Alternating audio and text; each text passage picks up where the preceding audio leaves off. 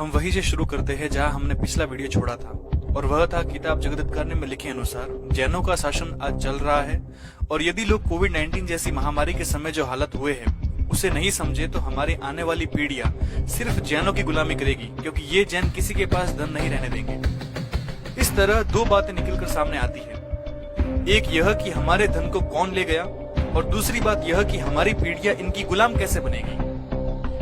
तो आप सभी का स्वागत है हितकारी चेतना के इस YouTube चैनल पर। आइए इसे हम संक्षिप्त में समझते हैं। आप में से बहुत से लोग इस बात को जानते होंगे कि जब भारत आजाद नहीं हुआ था तब तक इस देश में मुद्रा के नाम पर सोने और चांदी के सिक्के चलते थे। पर आप में से बहुत कम लोग ऐसे होंगे जो ये जानते हो कि ये सिक्के बंद क्यों किए गए। जब आप इस कहानी को समझेंगे तो आगे का पूरा सिद्धांत अपने आप जान जाएंगे। भारत में जिसे हम रुपया कहते हैं वह असल में 10 ग्राम चांदी होती है। अगर हम हमारे पास रखी 100 रुपए की नोट लेकर रिजर्व बैंक के पास जाए तो कायदा तो यही कहता है कि उसके बदले 1 किलो चांदी मिलनी चाहिए, पर अब ऐसा नहीं हो सकता। आपने ये बात तो जरूर सुनी होगी कि सरकार रिजर्व बैंक को सोना देती है और उतने सोने का रिजर्व बैंक नोट छापकर सरकार को देती है, जो बाद में सर्कुलेट होकर जनता के पास आता है। पर अगर आप उसी रिजर्व बैंक की रसीद को लेकर रिजर्व बैंक के पास जाए, जिसे लोगों ने असली रुपया मान लिया है, जिस रसीद पर लिखा होता है कि मैं धारक को 10 रुपए, 50 रुपए, 100, 500 या 2000 रुपए अदा करने का वचन देता हूँ, तो रिजर्व बैंक हमें उस रसीद के बदले उतना सोना या चांदी क्यों नहीं देता है, जबकि बात तो यही लिखी है रसीद पर। किसी भी नोट पर रिजर्व बैंक ऑफ इंडिया यह कथन इसलिए प्रिंट करती है क्योंकि वो जितने रुपए का नोट छापती है उतने रुपए का सोना अपने पास रिजर्व कर लेती है। वह धारक को यह विश्वास दिलाने के लिए यह कथन लिखती है कि यदि आपके पास 100 रुपए का नोट है तो इसका मतलब यह है कि रिजर्व बैंक के पास आपके 100 रुपए का सोना रिजर्व है, और रिजर्व बैंक वो सोना उस नोट के बदले आपको देने के लिए वचनबद्ध है। अब फिर से उसी बात पर आते हैं कि क्यों ये रिजर्व बैंक आपके नोट के बदले सोना नहीं देगी। तो इसका कारण है सन 1933 में गोल्ड स्टैंडर्ड के सिद्धांत का अंत हो जाना। मतलब हमें कागज के टुकड़े देकर पूरी उम्र इस गलत फहमी में रखा जाता है कि हम इतने धनवान हैं कि हमारे बैंक के खाते में लाखों करोड़ों रुपए पड़े हुए हैं और हमें किसी बात की चिंता करने की आवश्यकता नहीं है। पर लोग ये नहीं समझते हैं कि वो सिर्फ एक रसीद है जिसे कभी भी रद्दी के कागज करार दिया जा सकता है। आज भी अधिकतर पढ़े लिखे साथी और अर्थशास्त्री ये मानते हैं कि पैसा आज भी सोने के आधार पर बनाया जाता है, परंतु यह बात सन 1933 के बाद लागू नहीं होती है। पर लोग आज भी पिछली सदी में जी रहे हैं। ये बात तो थी आपकी उस गलतफहमी के बारे में जिसमें आप कागज की उस रसीद को असली धन समझकर बैठ गए हैं। पर अब बात करते हैं उस दूसरी गलतफहमी की जिसने कईयों की जिंदगियां तबाह कर दी है। वो है बैंक खातों के भरोसे बैठ जाना। आप अपनी पूरी जिंदगी की कमाई बैंकों में जमा कराते हैं ताकि समय आने पर उससे अपना काम निकाल सके। पर अगर आपसे कह दिया जाए कि बैंक डूब गई है, बैंक दिवालिया घोषित हो गई है, तो आप क्या करेंगे? मेरे पास एक भी प्रॉपर्टी नहीं, मैं रेंट पे रहता हूँ। मैं 10 साल से मुंबई में रह रहा हूँ। पाई करके मैंने जमा किया था। मैं पहला घर इस नवरात्रि में लेने जा रहा था। मोदी जी प्लीज कृपा कीजिए, आपका बहुत हो चुका। आप जो है गरीबों के ऊपर बार बार वार कर रहे हो, इतनी बार वार कर रहे हो कि गरीबों को जीने नहीं देना चाहते हो। आप किसको, किसकी सरकार चला रहे हो, किसके लिए आए हो? हमने सोचा था, मैं आपका इतना बड़ा फॉलोअर था, आप मेरे फेसबुक पे जा सकते हो, आप कहीं भी जा सकते हो, किससे भी पूछ सकते हो। सुबह शाम पाकिस्तान पाकिस्तान है। हमारे पैसे से प्लेन खरीदे जा रहे हैं क्या? टैक्स पेड मनी है हमारी, बुरी हालत हो गई। मोदी जी प्लीज हम रिक्वेस्ट करते हैं, सबके पैसे वापस दे दो मोदी जी प्लीज हमारे मेहनत के पैसे वापस दे दो मोदी जी, प्लीज हमारे मेहनत के पैसे वापस दे दो। टूट के हमने कमाए हैं मोदी जी, प्लीज बच्चे को हम चॉकलेट लेके नहीं देते थे बैंकों में। आपने चाहे कितने ही लाखों रुपए बैंक में जमा कराए हो, यदि बैंक डूब जाए तो रिजर्व बैंक सिर्फ 1 लाख रुपए लौटाने की ही बात आपसे करेगी। ऐसे में आप क्या करोगे? सरकार कहती है कि आप ज्यादा रुपए अपने घर पर नहीं रख सकते, और सरकार बैंक का दिवाला निकलने पर केवल आपको 1 लाख रुपए देने की ही बात करती है, और यदि दिवाला ना निकले तो प्रति महीना सीमित रुपए ही आप निकाल सकते हैं। ऐसी स्थिति में आप पूरी तरह नियंत्रित हैं, आपके रुपए पर पूरा नियंत्रण है। काले धन को वापस लाने के नाम पर यह फंदा बनाया है जिसके सिकंजे में सिर्फ और सिर्फ आम आदमी है। अब असल में पूरा सिस्टम इस कागज की पर्ची पर चल रहा है। आपके खाते में कागज की पर्ची है, आपके घरों में कागज की पर्चियां है, आपके मेहनत के बदले आपको कागज की पर्ची दी जाती है। एमएलए की खरीद फरोख्त में भी यही कागज की पर्ची है। कार पलटने के लिए भी इसी कागज की पर्ची का इस्तेमाल किया जाता है, पर इस कागज की पर्ची का कोई मोल नहीं। इसलिए आपको हिदायत है कि अपने पास सोना खरीद कर रखें। इस कागज की रसीद का कोई भरोसा नहीं है कि कब बंद हो जाए। किताब जगदीतकारनी में स्पष्ट लिखा है कि जिसके घर में शेर भर कांसी रहेगी वह दौलतमंद कहलाएगा।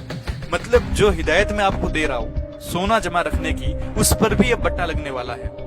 जिस तरह ज्यादा रुपए घर में नहीं रख सकते, अब आने वाले समय में सोना भी नहीं रख पाएंगे। और इस पर एक बार काम शुरू हुआ था पर सफलता नहीं मिली, पर अब फिर से ये काम होने वाला है जिसमें आपको अपना सारा सोना सरकार के नियंत्रण में रखना होगा। हम हमारे दैनिक जीवन में टेलीविजन, फेसबुक, इंस्टाग्राम, मीडिया या शराब, भांग या अफीम के नशे में इस तरह भूल गए हैं कि हमें आने वाला भविष्य दिखाई नहीं दे रहा है।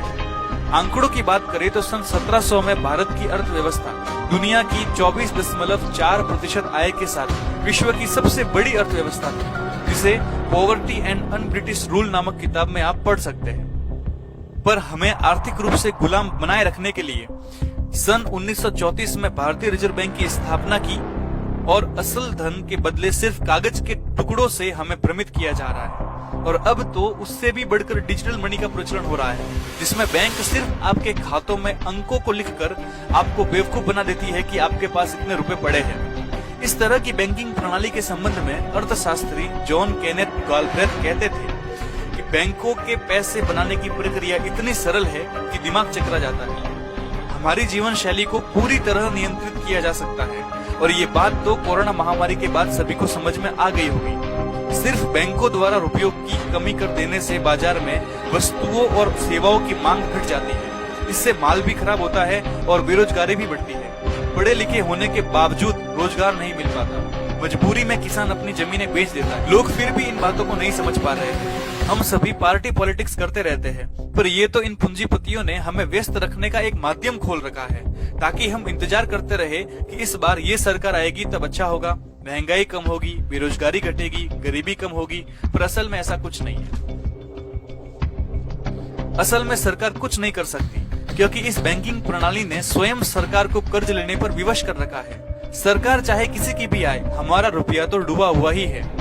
सन 2014 से सन 2019 तक भारत पर 13 ट्रिलियन रुपए का कर्ज हो गया है, और ऐसा इसलिए क्योंकि भारत कमाता कम है और खर्चा ज्यादा है।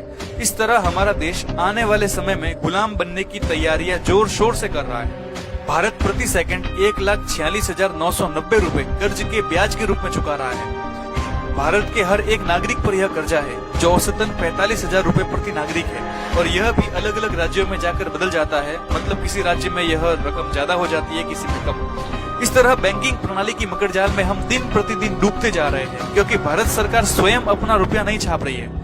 भारत सरकार सिर्फ 1 रुपया छापती है, जो वित्त मंत्रालय द्वारा छापा होता है, पर 2 रुपए से लेकर के 2,000 रुपए के नोट रिजर्व बैंक छापती है।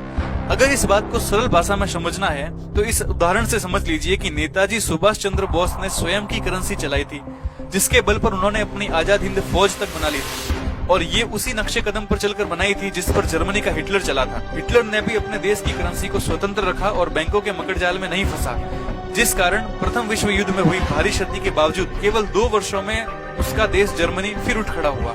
इसी तरह अब्राहम लिंकन ने भी सन 1863 में अमेरिका में छिड़े गृह युद्ध से निपटने के लिए उस जमाने में $500 मिलियन छापे थे, जिसे ग्रीन बैंक कहा जाता था।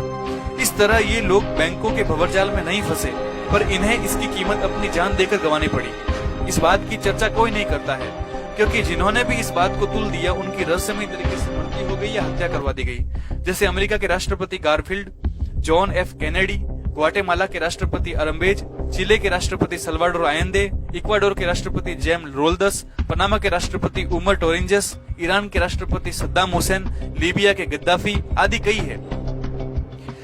यहाँ तक कि नेताजी सुभाष चंद्र बोस का भी नाम इनमें है, जिन्हें इस प्रणाली के विरोध करने की वजह से या खुद की करेंसी बनाने की वजह से षड्यंत्रकारी तरीके से हटा दिया गया। अतः बात सीधी है कि हमारे पास अब घर में ना सोना है, ना चांदी है, ना हीरे पन्ने या मोती है।